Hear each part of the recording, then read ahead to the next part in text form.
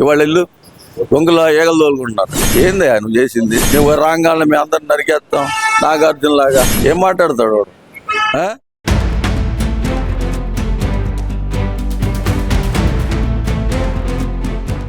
రాష్ట్రంలో ప్రజలు petrol diesel తోటి అల్లాడుతుంటే చంద్రబాబు నాయుడు గారు జల్సాలు చేస్తున్నారు అని వైసీపీ నాయకులు పెట్రోల్ పంపుల దగ్గర ధర్నాలు చేస్తున్నారు కదా. ధర్నాలను ఎలా చూడాలంటారు? ఇవాళ వెళ్ళని ఏగలు తోలుకుంటున్నారు. బళ్ళ నిండా పెట్రోల్. నిన్న ఆదివారం నాడు కొద్దిగా ఎక్స్ట్రా పంపించుకెళ్లారు. ఆదివారం నాడు అది అక్కడి నుంచి పెట్రోల్ డిస్పోజ్ కాదు కాబట్టి సాయంత్రానికి మధ్యాహ్నానికి పెట్రోల్ డీజిల్ అయిపోయింది.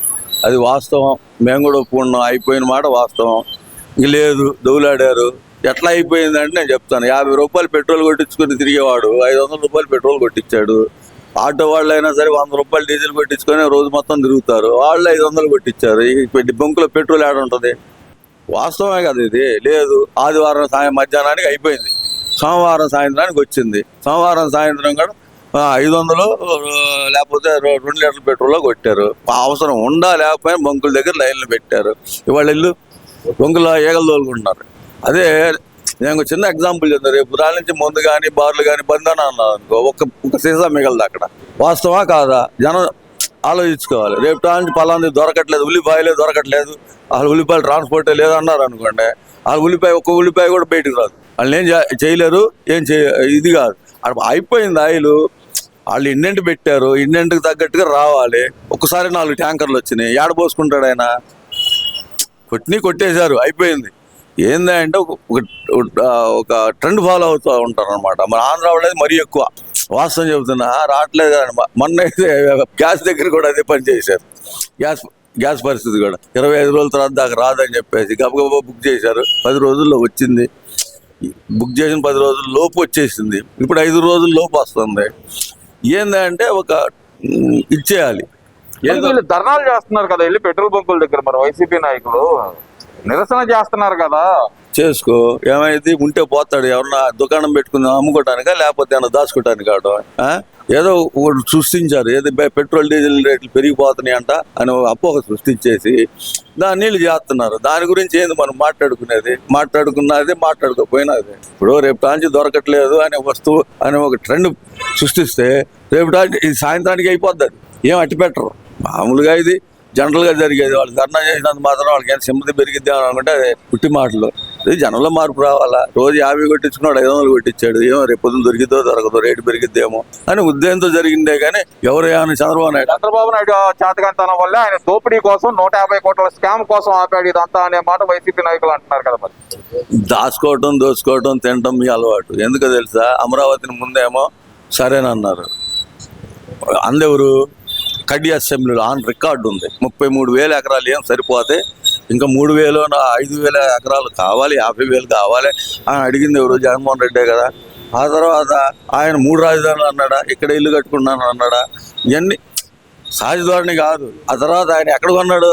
దొనకొండ దగ్గర కొన్నాడు 2 లక్షలు 3 లక్షలకి. ఎన్ని ఎకరాలు కొన్నాడు? 1000 ఎకరాలు కొన్నారు. వాళ్ళకి ఆ కడుపు మంటతోటి అమరావతిని అభివృద్ధి చేయనీయకుండా వాళ్ళు చేస్తున్న ఆగం ఇది ఖచ్చితంగా కావాలంటే ఆ డాక్యుమెంట్ చూసుకోండి.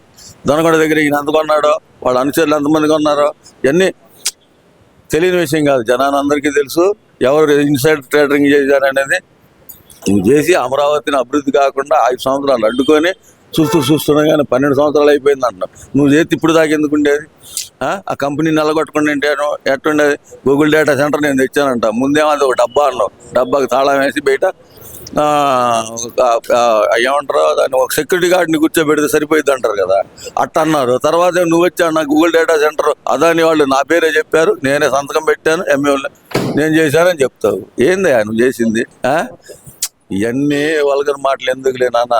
తిట్టాలనుకుంటే మాకు వచ్చు. ఇది ఓ పేరుని నాని పేరుని వెంకటేశ్వరరావు అది పేరు. పేరు నాని అని ఊతపదం లేదు. పేరు నాని అంటాడు. టిట్కో ఇల్లు కట్టించాడంట జగన్మోహన్ రెడ్డి. ఆ ఇళ్ళకి తాళాలు వేసాడంట. జనానికి ఇవ్వాల్సింది పోయి తాళాలు వేయటం కదా దిక్కుమాలని. జనాలకి జనాలు అందులో ఉంటారు కదా, దాంట్లో రోడ్లు లేవు, నీళ్లు లేవు. ఇచ్చేం చేస్తా? ఇల్లు కట్టించావు కనపడుతున్నాయి, ఎంతో కొంత కట్టించారు. నేను అంటలే జగనన్న కాలనీ అని చెప్పి ఊరు పెట్టాడు, రోడ్లు బోర్డులు లేకుండా కరెంట్ లేకుండా కట్టించారు. మరి దాని కరెంట్ ఎవరు వేస్తారా? మీ గోడౌన్ నుంచి బియ్యం తీసుకెళ్ళి విదేశాలకు అమ్ముకోవడం కదా నాన్న. నిన్ను అరెస్ట్ చేయలేదని చెప్పి నోరు లెగుస్తా ఉంది. నీలాంటి చెత్త ఎదవాళ్ళని అదేదో మా కలర్ఫుల్ సొక్క ఒకటి వేసాడు లేదు ప్రెస్ మీట్లో ఇటు సొక్క అవి కాదు. ఇప్పుడు గూగుల్ మీరు తెచ్చానంటున్నారు, రాష్ట్రంలో డీజిల్ కొరత నివారించలేకపోయారు, గూగుల్ మీరు తెచ్చారంటే ప్రజలు ఎట్లా నమ్ముతారు అనే మాట మరి మాజీ సకల శాఖ మంత్రి గారైన సజ్జల రామకృష్ణారెడ్డి గారు చెబుతున్న మాట. సకల శాఖ మంత్రికి మైండ్ దొబ్బింది, చిక్కుపోయింది, మోకాళ్ళలో గుజ్జు కూడా అరిగిపోయింది. అందరు బుర్రతోటి ఆలోచిస్తాడు, వీడు అరికాళ్ళతో ఆలోచిస్తాడు, మోకాళ్ళతోటి.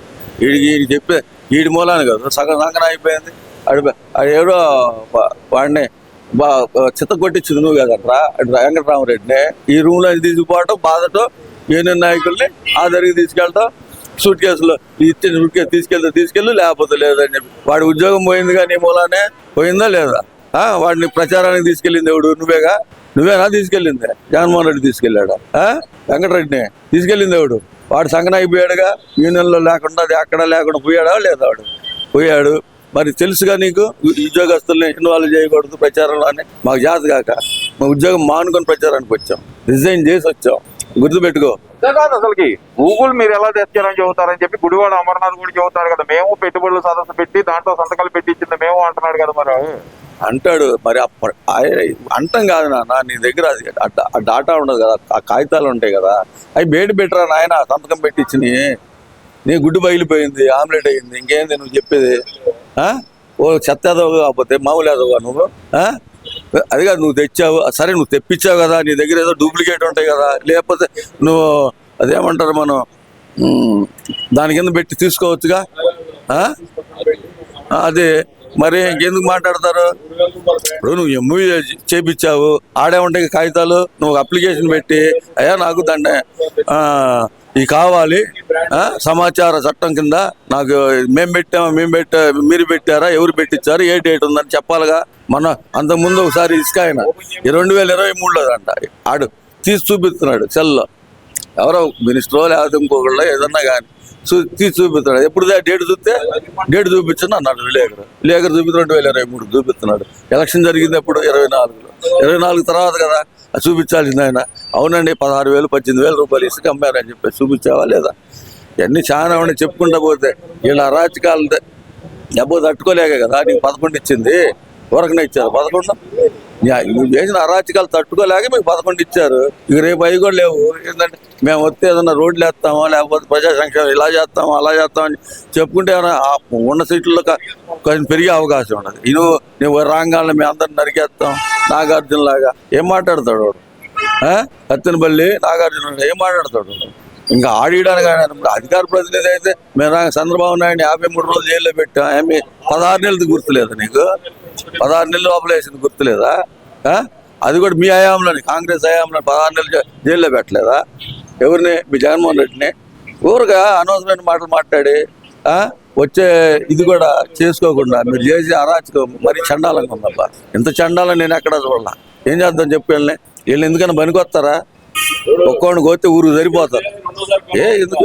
ఈ వీడియో నచ్చితే లైక్ చేయండి. అలాగే మా ఛానల్ ని ఫస్ట్ టైం కనుక చూస్తున్నట్టయితే ఇప్పుడే సబ్స్క్రైబ్ చేసుకుని పక్కనే ఉన్న గంట సింబల్ ని యాక్టివేట్ చేసుకోండి. అప్పుడే మేము పెట్టే ప్రతి వీడియో మీకు నోటిఫికేషన్ గా వస్తుంది. అలాగే ఈ వీడియో పూర్తిగా చూసినందుకు ధన్యవాదాలు.